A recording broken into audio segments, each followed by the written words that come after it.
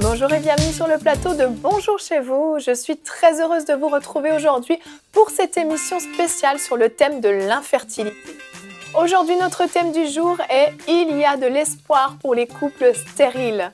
Et aujourd'hui, c'est Joël qui va nous apporter la pensée du jour. Et ensuite, dans Pasteur, j'ai une question, Anne répondra à la question « En tant que chrétien, que penser de la procréation médicalement assistée ?» Nous continuerons avec la rubrique témoignage dans laquelle Aurélie nous partagera le témoignage d'une femme qui a été guérie de sa stérilité. Et nous terminerons avec la rubrique C'est mon histoire dans laquelle Sephora Bastrache nous a raconté comment Dieu a vaincu sa stérilité en lui donnant 3 beaux enfants. Voilà, vous connaissez le programme, je vais retrouver les chroniqueurs.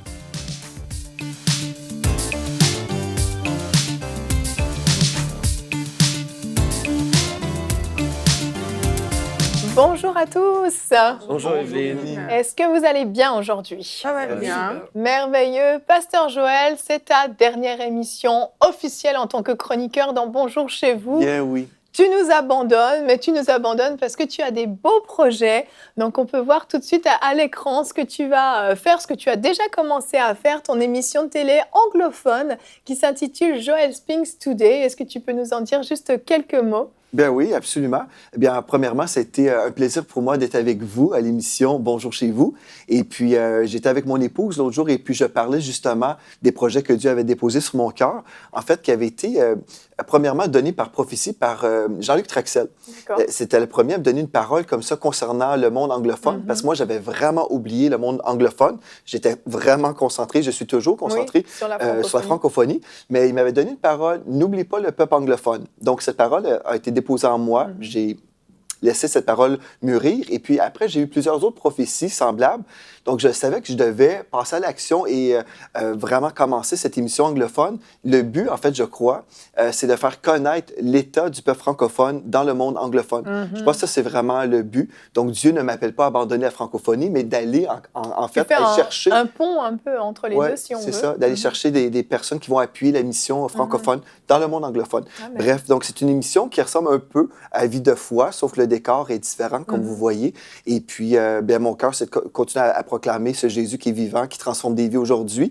Et puis, ce qui est merveilleux, c'est que je sais que Dieu a dirigé dans cette direction-là, mais pour y arriver, avec déjà tout ce que j'avais à faire avec Enseigne-moi à l'Église locale, des fois, il y a des bons projets. On doit choisir ce que Dieu nous appelle à faire. Exactement. Donc, des fois, c'est difficile, mais je parlais avec Mathilde et puis j'ai eu une confirmation dans ma même conversation pendant que j'étais avec mon épouse. Et puis, hier matin, pendant qu'on avait une réunion de prière à l'Église, il y a une sœur qui a eu une vision d'une parole, en fait, que j'avais reçue. Donc, j'ai vraiment vu des confirmations dans cette direction où je devais m'investir encore plus dans mon anglophone. Donc, je réponds à l'appel, mais pour y arriver, je me retire de cette émission Bonjour chez vous. Mais tu reviendras nous voir en tant qu'invité de temps en temps. Oui, je pourrais venir vous voir, ça va me faire un plaisir. Merci à toi. Et donc, tu es encore avec nous aujourd'hui et c'est toi qui va faire la pensée du jour. Mais avant tout, je veux juste resituer donc l'émission et ces 2 émissions qu'on va faire, l'émission de demain également, qui sont des émissions spéciales sur le thème de l'infertilité. Donc, si vous souffrez d'infertilité, vraiment, ces émissions sont pour vous. Je vous encourage à ouvrir votre cœur. Peut-être certaines personnes se disent « Ah, je vais encore avoir de faux espoirs » ou peut-être être déçus. Non, croyez que Dieu est fidèle et qu'il peut et qu'il veut intervenir dans vos vies. Et on en parle tout de suite dans la pensée du jour. Pasteur Joël, c'est toi qui fais la pensée et le titre est « Le Dieu des conceptions miraculeuses ». Absolument. Comme on était en prière juste avant le tournage de cette émission, on a vraiment préparé cette émission dans la prière parce qu'on croit que Dieu veut vous donner de l'espoir aujourd'hui. Et j'ai entendu dans mon esprit le mot « repos », tout simplement. Et je crois que Dieu vous appelle, si vous êtes en ce moment dans une période d'attente, vous souhaitez avoir un enfant et peut-être vous êtes épuisé, bien Dieu vous dit d'entrer dans son repos, mais un repos dans la la foi. Vous savez, il y a le combat de la foi, mais ce combat-là, on peut le vivre à partir d'une place de victoire, une place de repos en Christ, sachant que nous plaçons notre foi en lui, c'est lui qui va faire le miracle. Mais nous, ce qu'on doit faire, c'est être engagé dans la foi. Mais des fois, on est là, on est perturbé, on a des inquiétudes et on s'imagine que c'est comme ça qu'on va remporter la victoire. Mais Dieu, aujourd'hui, vous dit, entrez dans mon repos, faites-moi confiance et puis soyez remplis d'espoir. Peut-être aujourd'hui, vous êtes là et puis vous vous posez la question, est-ce qu'on va arriver un jour à avoir des enfants? Peut-être ça fait plusieurs mois ou plusieurs années que vous attendez et vous êtes peut-être même découragé ou désespéré. Bien, j'aimerais ça vous encourager aujourd'hui. Et si vous dites, mais comment faire pour vraiment demeurer dans l'espoir si on a essayé à maintes reprises et nous sommes toujours en attente? Bien, la première chose que j'aimerais vous dire, c'est vraiment de vous voir comme Dieu vous voit. Premièrement, vous êtes une personne bénie. C'est la première chose. Changez votre façon de vous voir. Mais voyez-vous comme Dieu vous voit. Vous êtes béni. Et si vous êtes béni, vous avez un héritage en Christ. J'aimerais vous lire, en fait, le psaume 127 au verset 3 dans la Bible Osterval qui dit « Voici les enfants sont un héritage de l'Éternel. Le fruit des entrailles est une récompense. » Et puis, si vous savez que vous êtes béni de Dieu, vous pouvez commencer à croire Dieu pour la bénédiction, tout simplement. Et vous savez, on a souvent encouragé les gens à croire Dieu pour une guérison physique, une provision. Peu importe le besoin, on doit se voir comme étant béni de Dieu et que Dieu est là pour nous. Il entend nos prières et puis il veut aussi nous accorder ce que notre cœur désire. Et c'est Dieu qui dépose en nous les désirs, n'est-ce pas? Donc, si on veut avoir des enfants, on peut dire, Seigneur, j'ai un droit à la fécondité. Et parce qu'en fait, dans Galates 3:13, il est écrit que Christ nous a rachetés de la malédiction. Pourquoi? Pour qu'on soit bénis. Et les enfants, la Bible nous dit, les enfants sont une bénédiction de la part de l'Éternel. Donc, vous pouvez réclamer et déclarer cette parole avec foi. Et je vous dis ça pas d'une façon juste à la légère, mais je veux vraiment vous encourager. Vous pouvez prendre la parole de Dieu et reprendre le texte, le psaume 127, verset 3, que je viens de vous lire, et dire au Seigneur, Seigneur, tu as dit dans ta parole que les enfants sont un héritage. Seigneur, je reçois par la foi mon héritage en toi. Et puis dans Exode 23, verset 26, il est écrit « Il y aura dans ton pays ni femme qui avorte, ni femme stérile.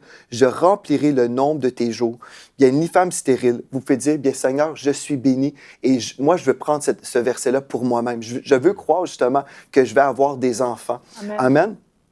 Mais si jamais vous êtes devant le doute et vous dites, bien, c'est très bien ça, ce que vous dites, c'est très bien, c'est un verset dans la parole, dans l'Ancien Testament, mais moi, je suis encore découragé. Est-ce qu'il y a d'autres choses que je peux faire devant le doute? Bien, j'aimerais ça aussi vous inviter non seulement à vous voir bénis, mais aussi voir la bénédiction de Dieu dans la vie des femmes de Dieu qu'on retrouve dans le Nouveau Testament, par exemple.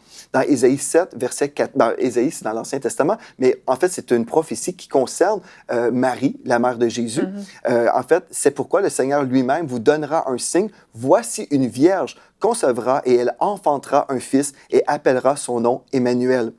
Vous savez, Dieu est capable de faire l'impossible. Aujourd'hui, on pourrait dire, bien, c'est impossible qu'une femme qui est vierge, qu'elle puisse enfanter, c'est impossible.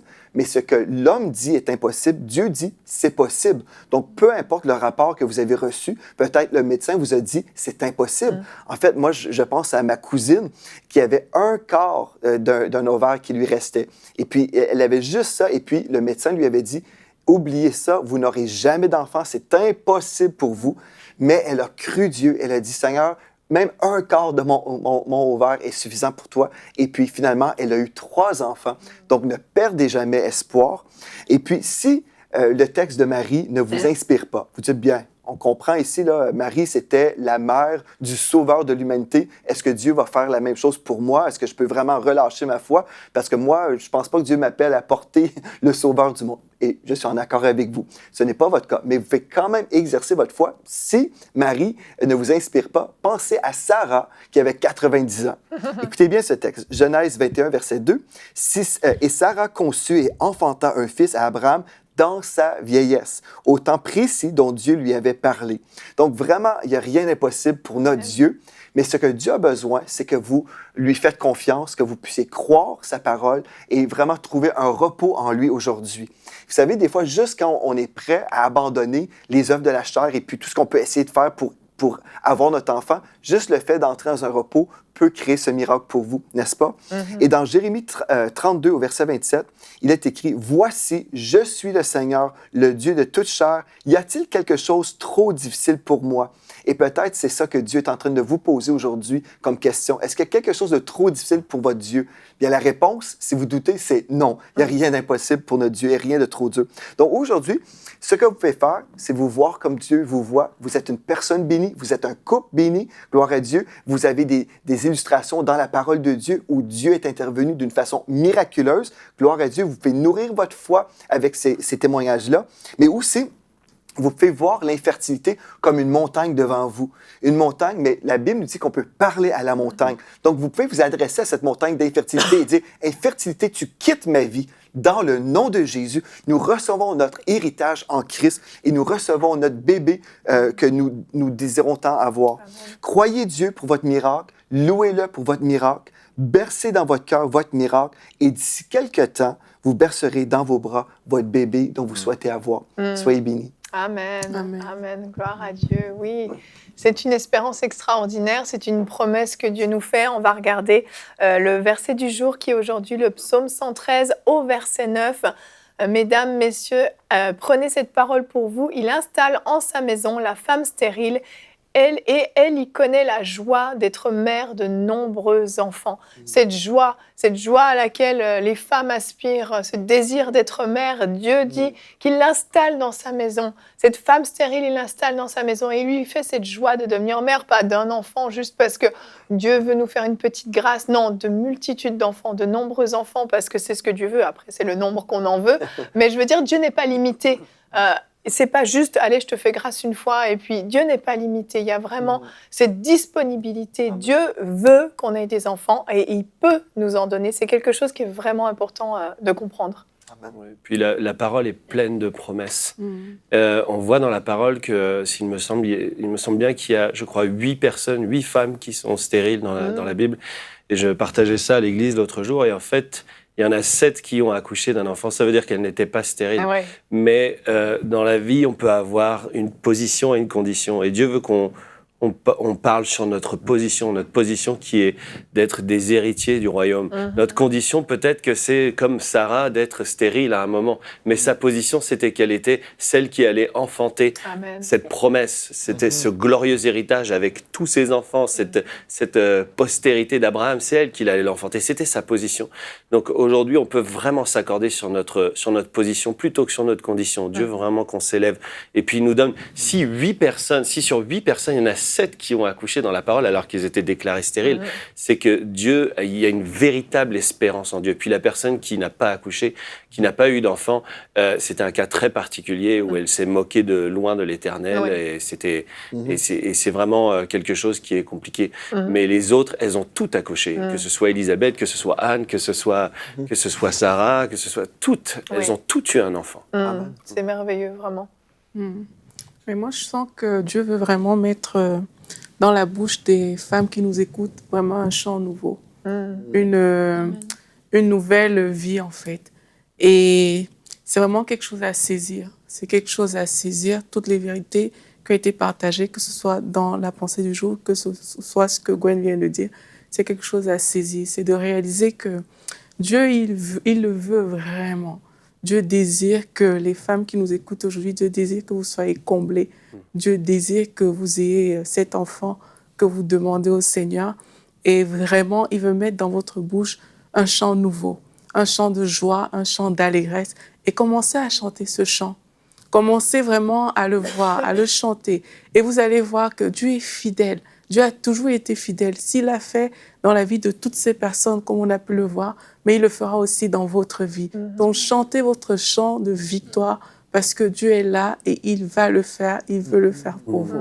Amen. Il y a quelque chose qui est, je pense, un frein majeur, c'est que il y a de l'incrédulité qui s'installe quand un médecin vient nous dire vous êtes infertile ou vous êtes stérile.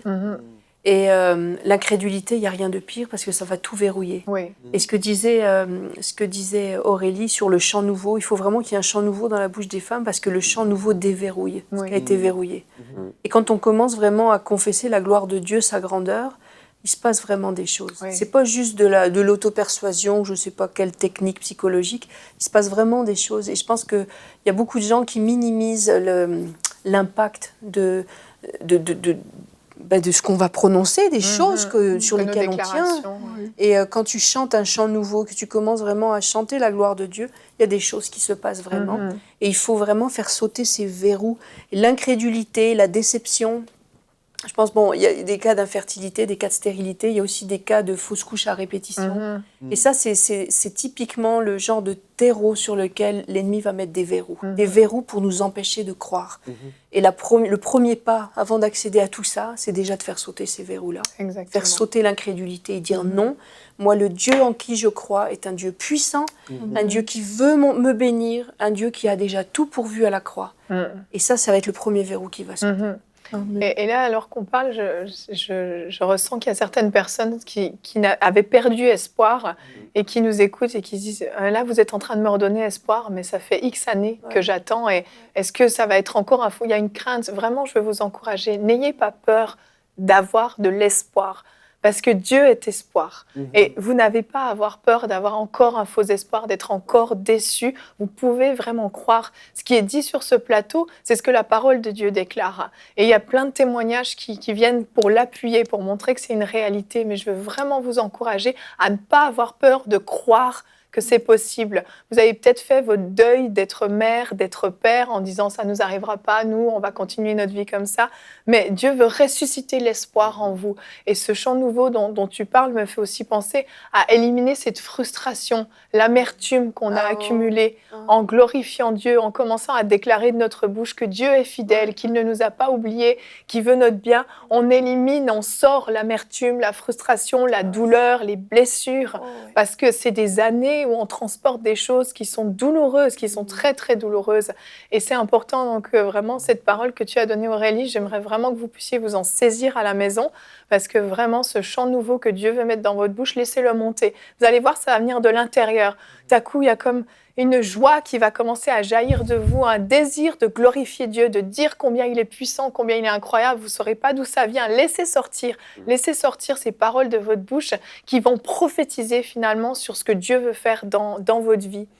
Et dans certains cas, l'attente est longue, le temps passe, et puis on commence à imaginer des solutions parce qu'on veut s'en sortir et c'est tellement légitime. Et on commence à penser à différentes techniques médicales. Les médecins nous proposent des choses. Et Anne, tu vas répondre à une question qui est délicate, mais qui est importante, parce que dans le corps du Christ, on se pose cette question. Dans Pasteur, j'ai une question. Nous avons eu la question de Myriam et Samuel, qui sont mariés depuis 10 ans et qui n'ont pas d'enfants. Ils viennent de la France et ils demandent, en tant que chrétien, que penser de la procréation médicalement assistée? Anne, tu as la lourde tâche de répondre à cette question. Oui, tu dis que c'est une question difficile. C'est une question difficile parce que, j'allais dire, c'est une question auquel personne n'a jamais été confronté dans les générations précédentes. Et Dieu ne nous a pas fait pour être confronté à des questions comme ça. Non, dans le ça temps, n'existait pas. Dans le temps, si tu voulais un enfant puis que ça ne venait pas, ta seule espérance, c'était de mettre ta foi en Dieu. Pour beaucoup de choses, pour l'argent, c'était pareil. Pour beaucoup de choses, on avait comme seule ressource de s'adresser à notre Dieu. Et maintenant, la science a des solutions à nous proposer. Alors, on n'a pas à juger ou à rejeter en bloc systématiquement, on n'est pas des gens arriérés, mais il y a quand même des réalités qu'il faut vraiment saisir derrière tout ce qu'on nous propose. Quelquefois, on nous propose des choses qui sont anodines, qui sont, je veux dire, c'est bon à prendre, on va donner un petit coup de pouce à la nature, il n'y a rien là. Mais parfois, on va nous donner des coups de pouce, mais qui vont impliquer d'autres choses. Et nous qui sommes croyants, qui avons des valeurs, il y a certains actes médicaux qui vont avoir des enjeux éthiques et même des enjeux de foi pour nous qui sommes croyants. Et je pense qu'il faut déjà savoir exactement de quoi on parle. Parce que là, on parle de procréation médicalement assistée comme d'une seule chose. Mais en fait, ce n'est pas une chose, c'est plusieurs choses. Dedans, oui. Et selon l'élément qu'on prend, les enjeux ne sont pas les mêmes en tant que croyants. Oui. Donc, je voulais juste faire un tout petit panorama de ce qu'on nous propose pour vous montrer qu'il n'y a vraiment pas un enjeu équitable entre les différentes solutions. On nous propose 4 choses différentes. La première chose, c'est la stimulation ovarienne. Là, on parle d'infertilité. La stérilité, c'est quand on ne peut absolument pas avoir d'enfant. Et l'infertilité, c'est quand on n'a pas une totale impossibilité. Donc là, on va vous proposer une stimulation ovarienne, c'est-à-dire qu'on va stimuler les hormones de la maman. Bon, Alors, on va voir un peu plus tard ce que ça peut impliquer. On a l'insémination artificielle. Bon, là encore, c'est le sperme du papa qui va être implanté dans la maman. Il y a aussi la fécondation in vitro. Et là, les spermatozoïdes du père et ceux et les ovules de la mère vont être rencontrés. On va faire se rencontrer artificiellement. Et là, il y a des embryons qui vont commencer à se développer. Et certains embryons vont être implantés chez la maman, d'autres vont être congelés. Et puis, on va les utiliser plus tard. Et la quatrième chose, c'est la fécondation par micro-injection. C'est-à-dire qu'avec une micro-seringue, on va mettre un spermatozoïde dans l'ovule de la maman, mais à l'extérieur du corps. Puis ensuite, c'est pareil que dans la fécondation in vitro. Les embryons vont se développer. Le médecin va en choisir certains, les implanter à la maman, etc. Alors, qu'est-ce qu'on en pense en tant que chrétien? Vous comprenez bien que quand on parle d'insémination artificielle, c'est juste un petit coup de pouce à la nature. On va prendre le sperme du papa, et puis pour une raison ou pour une autre, mécanique ou quoi, ça ne peut pas marcher. Prendre le sperme du papa, le donner à la mère, et on donne un petit coup de pouce. Là, l'enjeu de foi n'est pas énorme. Par contre, quand on parle d'embryons qui commencent à se développer en dehors du corps de la maman, ça peut poser problème, parce qu'on se dit... Là, c'est une autre question aussi, mais il faut y réfléchir. À partir de quand commence la vie? Est-ce que la vie a commencé, là, quand l'embryon se forme? À partir de quand est-ce qu'on peut considérer que la vie a commencé? Mais si la vie a déjà commencé, mais qu'est-ce qu'on fait avec ces jeunes vies? C'est déjà des vies qui ont été créées. Et il y a des enjeux éthiques qui sont importants. Les médecins se sont déjà posé la question. Il y a des gens qui sont spécialistes en éthique qui ont réfléchi à la question. Ce n'est pas si simple. Donc, quand un médecin va vous proposer une fécondation in vitro, posez bien les bonnes questions. Qu'est-ce que vous allez faire avec les embryons qui restent? Est-ce que si vous en implantez 4 qui ont marché, entre guillemets, est-ce que vous allez en enlever après pour pas qu'il y en ait trop? On appelle ça la réduction embryonnaire. Il y en a 5 qui prennent dans votre éprouvette ou dans votre boîte de pétri. Vous allez en implanter 4, 5, mais la mère ne peut pas en porter 4 ou 5. Et là, je pense qu'on a une photo, il y a une maman chrétienne qui a eu comme ça, qui a décidé de ne pas avoir de réduction embryonnaire, et puis elle s'est retrouvée avec ses 5 petits, mais c'est très dangereux. Ils ont été accouchés à 28 semaines, donc c'est des très grands prématurés, avec aussi toutes les séquelles qu'il peut y avoir. Et même la stimulation ovarienne, vous allez me dire, là, il n'y a rien là, on stimule les hormones de la maman, puis oui, mais sauf que tu les stimules tellement que parfois, le risque de grossesse multiple est vraiment augmenté. Et on peut se retrouver comme ça avec des quadruplés, avec des triplés, des quintuplés.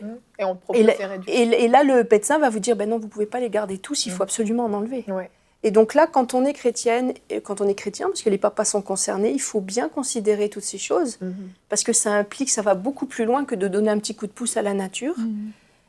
Et on peut se retrouver avec la joie de vraiment tomber enceinte, mais aussi avec le retour de bâton, de devoir faire des choix douloureux. Quand le médecin va vous dire, on va juste vous en garder 2, et puis est-ce que vous êtes d'accord qu'on enlève les 3 autres? Oui, mais... Alors, c'est des choix éthiques. N'attendez pas d'être confronté au problème pour y réfléchir. On ne peut pas juger ceux qui le font, parce qu'il n'y a pas de jugement. C'est une telle douleur, et des fois même des gros problèmes, même sociaux, familiaux, de ne pas avoir d'enfants.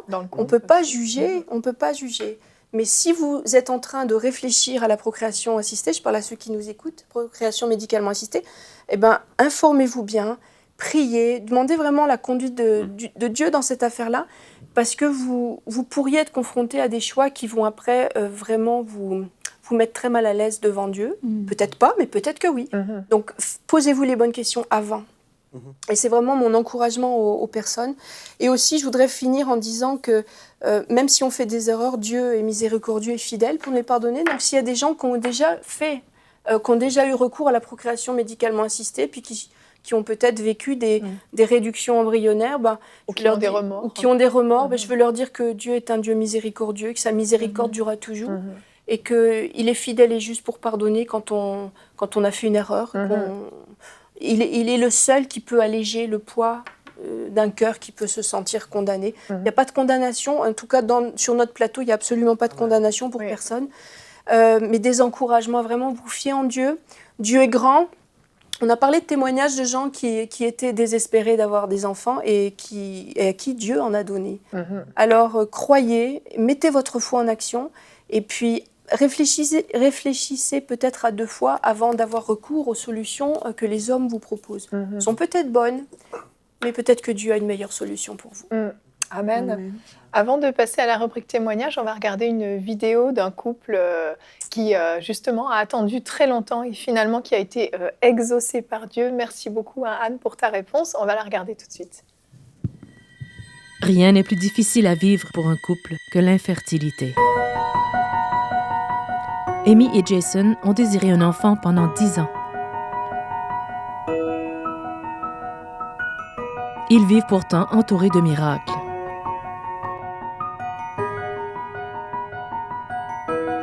Leurs prières et leurs supplications étaient comme sans réponse. Pendant des années, ils traversent toutes sortes de questionnements, de doutes, de peines. Jusqu'au jour où, après 10 ans, la jeune femme a un retard dans son cycle. Je ne pouvais pas regarder à nouveau le test et constater que ce n'était pas positif. Il est positif. Elle achète un autre test, à nouveau positif. Ok, super, peut-être que c'est vraiment positif, peut-être que je suis enceinte, c'est dingue. Ce sont comme des vagues d'émotions si intenses qui viennent sur vous. Tu ne réalises pas à quel point c'est devenu si lourd à porter, jusqu'à ce que ce soit enfin enlevé. C'est vraiment arrivé. C'est vraiment arrivé. Seigneur, tu es fidèle. Et toutes les étapes du parcours reviennent à ton esprit. Et nous étions assis là avec Jason, avec ce test dans la main, et nous pensions juste aux 10 dernières années de notre mariage, et la présence de Dieu dans la chambre était...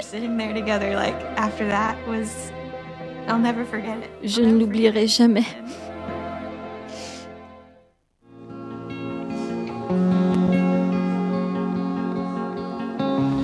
You are faithful, you never give up on me. You are able to finish all you started in me. You are stable through every change that this life can bring. You remain, 'cause you are faithful, you never give up on me. You are able to finish all you started in me. You are stable. Waouh, il y a des témoignages Ouais, qui sont magnifiques et qui encouragent. Et on continue, on va passer maintenant à la rubrique témoignages.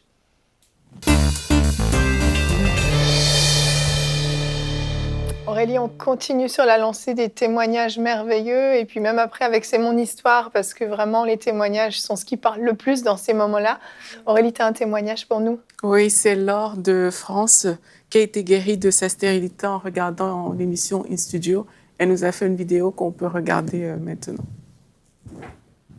Bonjour, voilà, je suis maman d'un petit garçon de 3 ans et demi et à peu près 2 ans et demi avec mon conjoint, on a essayé en fait d'avoir un deuxième enfant, ce qui s'est transformé en fait en plusieurs échecs. Du coup, on est parti voir un médecin et il a fait plusieurs examens. Il nous a dit que nos chances étaient quasi nulles d'avoir un deuxième enfant. Donc du coup, à l'époque, on avait accepté le verdict.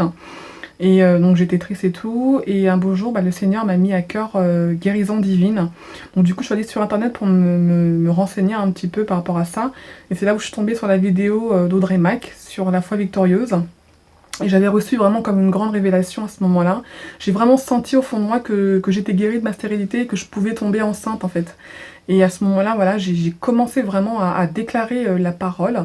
J'ai commencé à parler à mes ovules, j'ai commencé à parler à ma stérilité, à mon utérus en disant oui, que je pouvais tomber enceinte.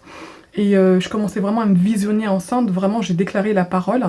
Et le moment où je devais recevoir je devais avoir mes règles, donc j'ai des symptômes, donc j'ai commencé également à déclarer la parole sur mes symptômes en leur disant de partir, parce que j'avais déjà la victoire en Jésus. Et 3 jours après, j'ai fait un test et j'avais du retard, donc je suis tombée enceinte.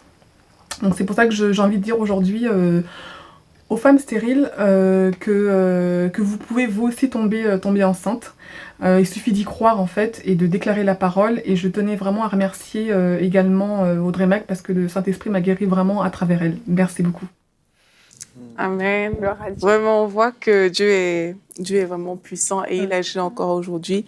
Et vraiment, son témoignage est interpellant. Elle a quasi tout dit dans son témoignage. Et moi, j'ai juste envie d'encourager en fait les personnes qui nous écoutent. C'est que si Dieu a pu le faire pour Laure, mais Dieu peut le faire dans la vie d'une femme qui nous regarde aujourd'hui. Elle dit qu'elle s'est appuyée sur quelque chose, sur la parole. Elle avait remarqué qu'elle ne déclarait pas assez la parole.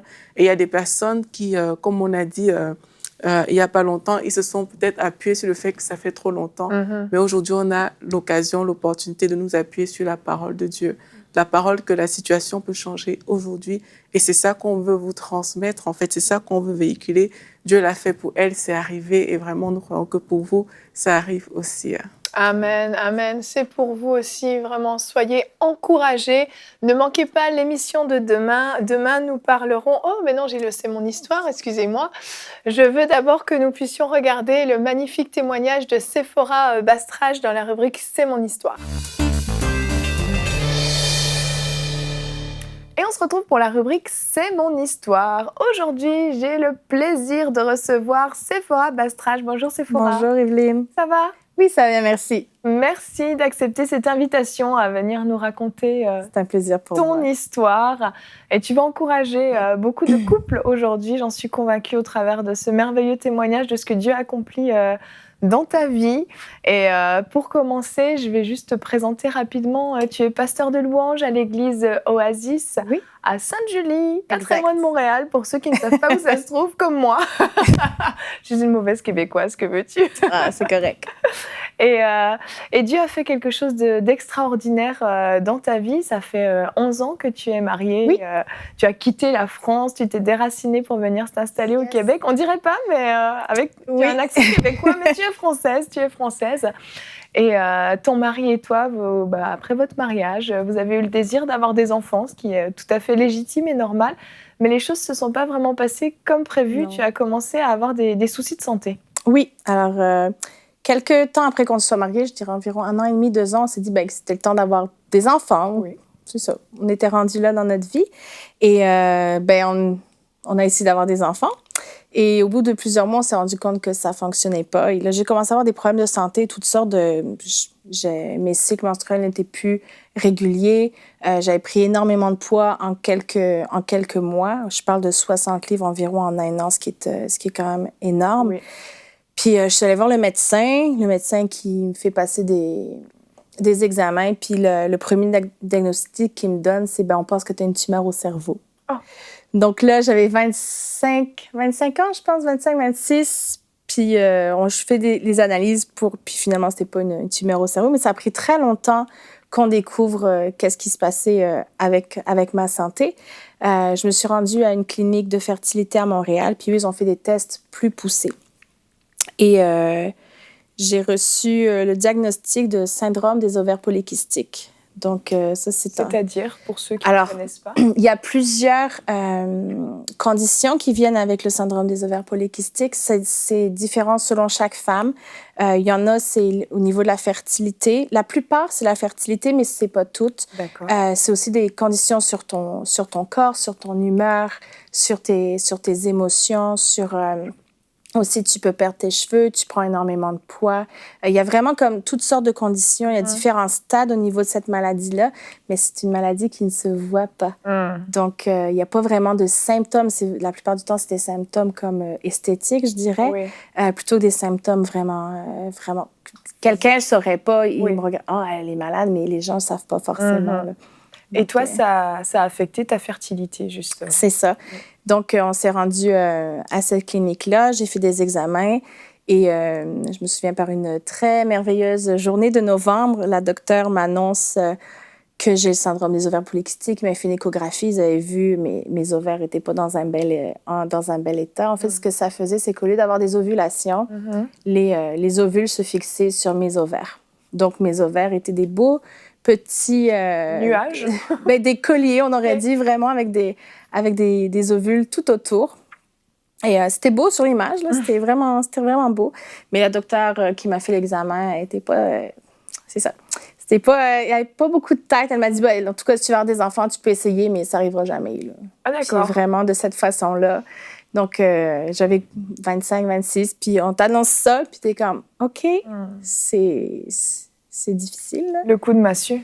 Ben, c'est parce que tu t'attends pas à te faire dire ça de cette façon-là. Surtout quand tu es une jeune femme, que tu veux des enfants, que c'est un des désirs que tu veux. Parce que là, c'est tout le questionnement ensuite qui vient. C'est comme, ben là, si je suis mariée, qu'est-ce que va penser mon mari si je peux pas lui donner d'enfants?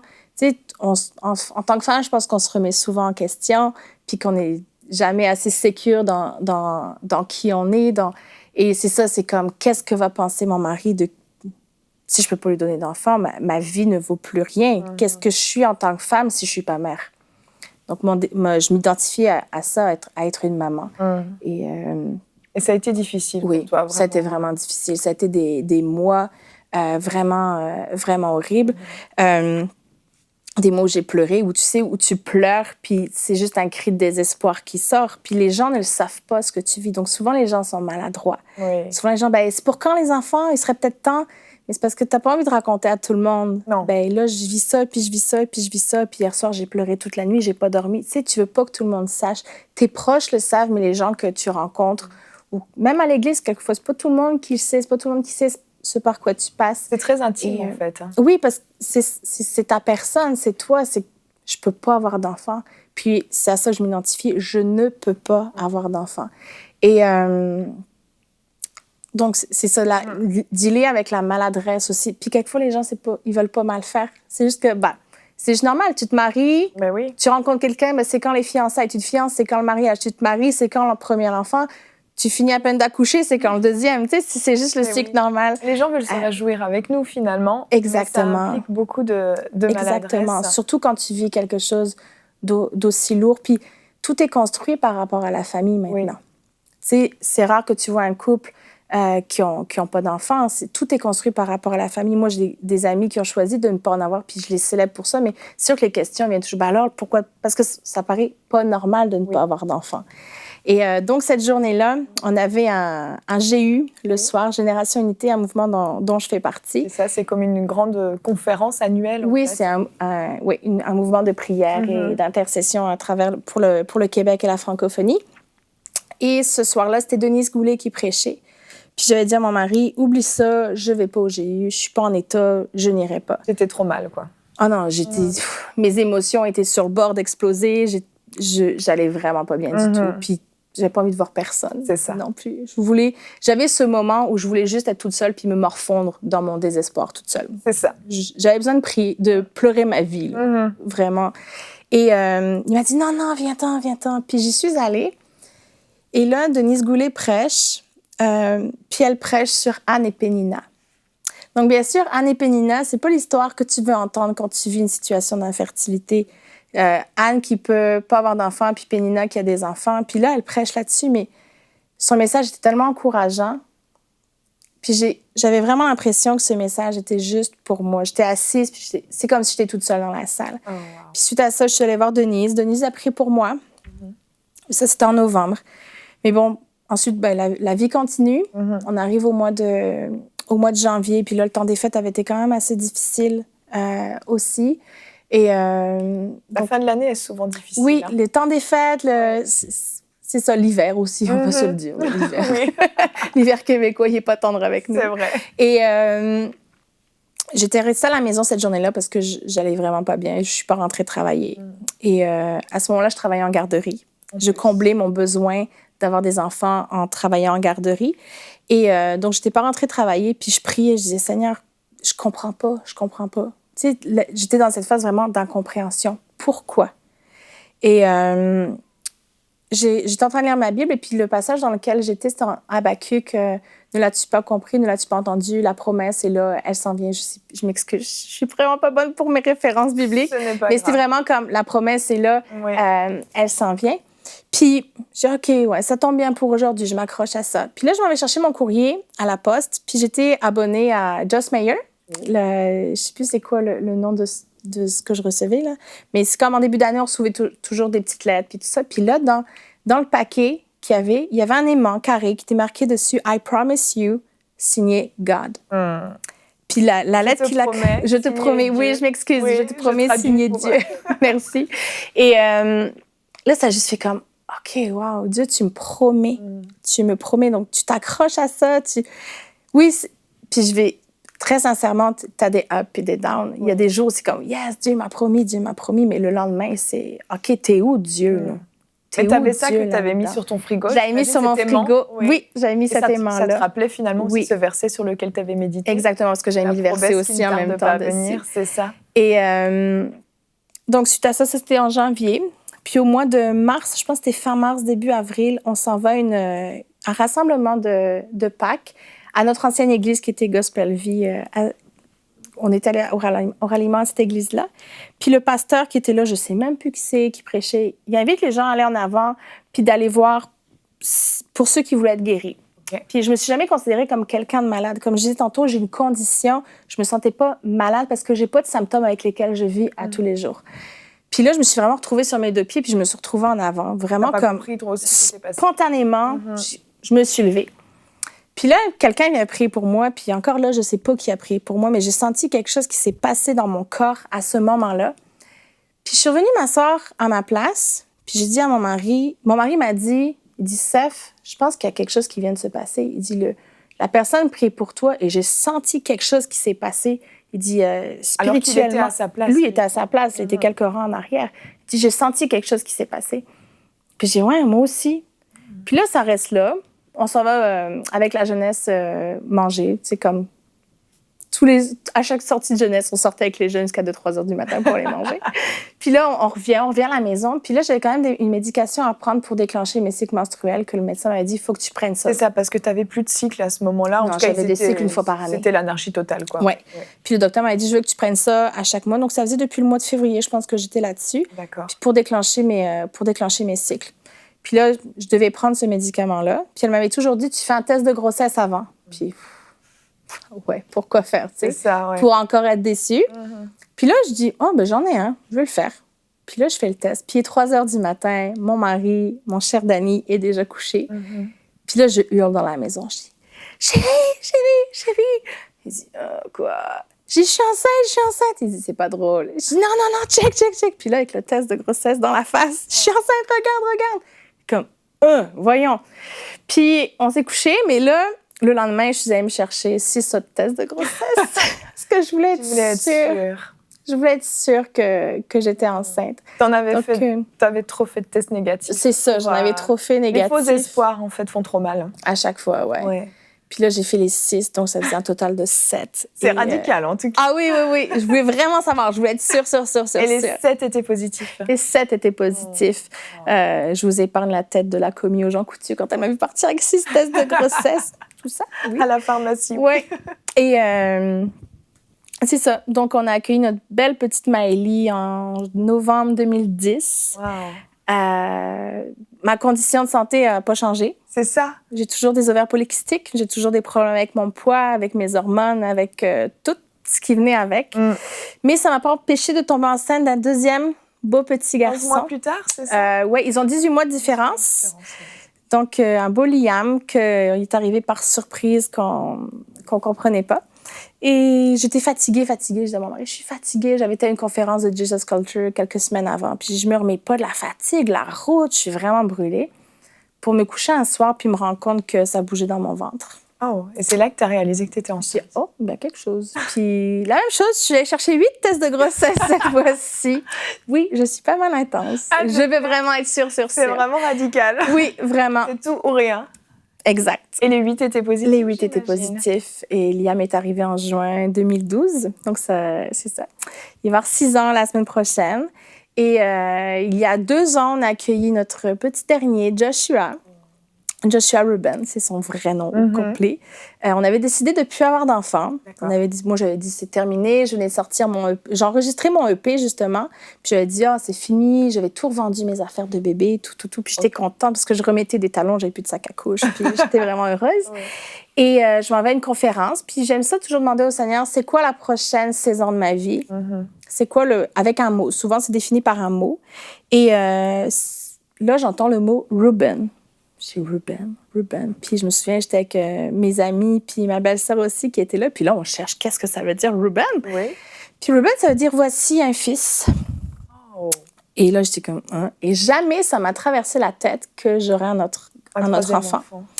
Et ce qui devait arriver arriva.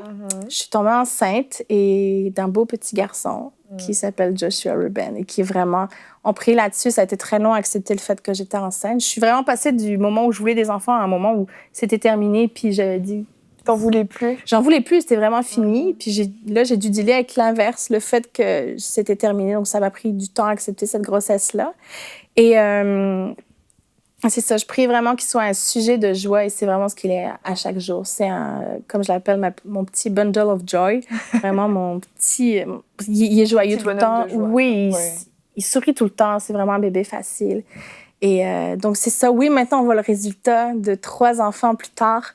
Mais il y a eu les ups et les downs. Avant que je tombe enceinte de Maëlie, c'était vraiment difficile. Il y a eu des crises d'anxiété, des crises d'angoisse, il y a eu des pleurs, il y a eu des moments où j'étais fâchée avec Dieu, des moments où, oui, j'ai cassé des choses dans la maison. Quand tu n'es plus capable, comment ça, je ne comprends pas, où j'ai explosé, d'incompréhension, puis de ne pas se sentir aussi à la hauteur, de ne pas pouvoir expliquer ce que tu vis non plus. Parce que mon mari a toujours été présent, il a toujours essayé de comprendre, mais lui aussi voulait des enfants. Mais je pense que lui aussi s'est oublié là-dedans parce que moi, je vivais les émotions comme beaucoup plus fort. Puis il voulait prendre soin de moi. Puis souvent, en tant que femme, c'est comme je disais plus tôt, on s'identifie au fait d'être maman. Mais ça a vraiment été une épreuve pour nous deux où notre couple s'est vraiment resserré, où on a vraiment pris... On s'est vraiment comme... nos liens se sont tissés encore plus forts parce qu'on vivait ce combat-là à deux, on vivait cette épreuve-là à deux, même s'il ne comprenait pas tout, mais il était juste là, il était présent, puis il arrivait pas... Souvent, les hommes, c'est ça qu'ils essayent de faire, ils essayent de réparer nos émotions, mais là, il arrivait juste, je comprends pas tout ce que tu vis, mais je suis là. Puis, c'est important, ça. Oui, vraiment, de se sentir écouté, de se sentir appuyé, puis aussi souvent, en tant que femme, on vit comme si c'était juste nous, mais eux aussi, en tant qu'hommes, ils vivent leur... ils ont des attentes aussi, le désir d'être père existe aussi. C'est ça. Ça existait aussi pour lui. Et donc, voilà, ça a été vraiment, comme je disais plus tôt, des up and down, des moments où tu es plein d'espoir, puis des moments où tu es vraiment au bord du désespoir, tu es au bord du gouffre, tu te sens bonne à rien, tu te sens que tu serviras jamais à rien. Donc, et si c'était à refaire, dans le sens où maintenant que tu sais que tu connais vraiment, tu as expérimenté la fidélité de Dieu, tu as su, tu as vu qu'il ne t'avait pas oublié. Si c'était à refaire, comment tu vivrais toute cette étape? C'est une question difficile, mais ça peut aider les femmes qui nous écoutent, qui elles-mêmes ont reçu peut-être un diagnostic leur disant « tu n'auras jamais d'enfant, c'est pas possible, c'est fini pour toi ». Des hommes aussi d'ailleurs, parce que ce n'est pas juste des femmes, c'est des hommes, des femmes. Comment tu pourrais justement leur dire d'appréhender cette saison de vide un petit peu, mais en sachant que la promesse arrive? OK. Alors, mon conseil que je donnerais, c'est vraiment de s'attacher à qui Dieu est pour nous. De vraiment fonder notre identité en qui on est en lui, pense qu'on peut être ou ce qu'on peut faire ou ce qu'on peut devenir. De vraiment de s'appuyer juste sur lui. Parce que, comme je disais plus tôt, souvent, en tant que femme, on va se définir par rapport au fait d'être une femme accomplie, d'être une mère accomplie. Mais vraiment, ce qu'on est défini, c'est d'être une fille accomplie de Dieu. Puis c'est vraiment ça, c'est de s'ancrer de toi, qu'est-ce que tu dis? Toi, qu'est-ce que tu dis, Seigneur? C'est quoi que tu dis pour ce moment-là? Puis vraiment d'écouter ce que lui dit, parce que dans mes saisons de désespoir, il était mon espoir. Dans mes saisons où j'étais pleine d'espoir, il était là aussi. Dans chaque saison, il répond exactement à ce par quoi on passe. Parce que là, aujourd'hui, tu as besoin de grâce, mais demain, tu peux avoir besoin d'espoir. Aujourd'hui, tu as besoin d'un encouragement, puis demain, tu peux avoir besoin d'autre chose. Mais lui, il sait exactement. C'est lui la source. C'est lui qui sait le besoin que tu as aujourd'hui, même avant que toi, tu le saches. C'est lui qui le sait. Donc, c'est vraiment d'aller chercher ce que lui, il dit à ce moment-là. De ne pas se reposer sur la manne d'hier ou de ce qu'on a reçu hier. C'est de se ressourcer à chaque jour dans qu'est-ce que lui, il a pour aujourd'hui. Oh, amen. Et il nous reste quelques petites minutes. Est-ce que tu veux bien prier pour ces couples qui nous écoutent, qui soupirent après la manifestation de cette promesse de Dieu? Tu veux bien? Ben oui, ça ne me dérange pas. Seigneur, je veux te remercier pour le miracle que tu as fait dans notre vie à Dani et moi. Je te prie, Seigneur, pour toutes les téléspectatrices, tous les téléspectateurs qui sont là et qui écoutent. Seigneur, je te prie vraiment de leur donner le courage, de leur donner l'espoir, de parler en ce moment sur ce qu'ils ont besoin d'entendre, Seigneur. Je te prie pour que les kystes qui sont sur les ovaires ne soient pas des obstacles, que chaque diagnostic qui a été déclaré par les médecins soit surpassé parce que toi, tu déclares, Papa. Merci parce que tu es bon, parce que tu es fidèle, parce que tu ne changes pas et que tes promesses sont oui et amen. Et lorsque tu as déclaré, il n'y a personne qui peut enlever ce que toi, tu as déclaré. Merci, Jésus, pour ce que tu fais. Merci, Jésus, parce que par tes meurtrissures, nous sommes guéris. C'est la promesse qui nous a été donnée, Seigneur. Et je te prie que chaque couple qui écoute aujourd'hui ou chaque personne qui est seule et qui a ce désir, Seigneur, je te prie de vraiment les envelopper dans tes promesses, Papa. Merci parce que aucune prière, aucune supplication ne retourne sans ça fasse effet. Merci, Jésus, pour ce que tu fais dans leur vie. Amen. Amen. Merci beaucoup, Séphora, d'être venue nous partager ce témoignage. Merci pour cette belle famille que vous êtes, tous les 5, finalement. Oui, finalement.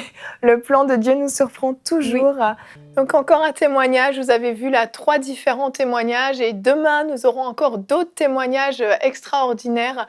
Comment Dieu a pu bénir ces couples en leur donnant ce que leur cœur désirait, finalement. Donc, c'est disponible pour vous aussi. Ne manquez pas l'émission de demain. Nous continuerons sur notre thème. Nous allons parler des fausses couches et de comment se relever après une fausse couche.